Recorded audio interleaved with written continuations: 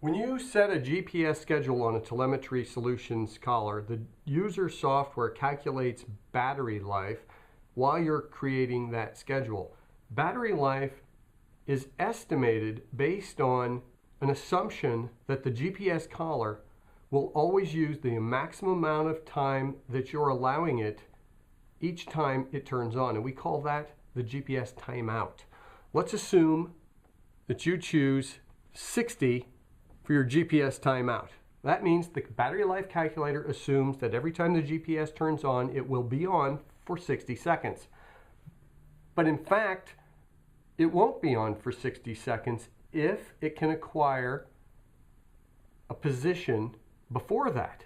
So let's assume that the collar can acquire a position in 15 seconds, which it often can, depending on conditions. What happens to those other 45 seconds in that battery life calculation? Well, they're thrown into the battery life bank. But the problem is, if you have a position that only took 15 seconds to acquire before it was written into memory, and the collar was really here in this circle, maybe it's going to show in the data that it's over here. And let's say that's 20 meters away. That can easily happen. But if you force that GPS collar to continue for 30 seconds past whenever it acquires a signal before that position is written to memory, I'm going to say that again. If you can set some number, in this case we're going to call it 30 seconds, if you can set that number to tell the collar, hey, even if you only take 15 seconds to acquire a position, don't write to memory until 30 additional seconds have passed.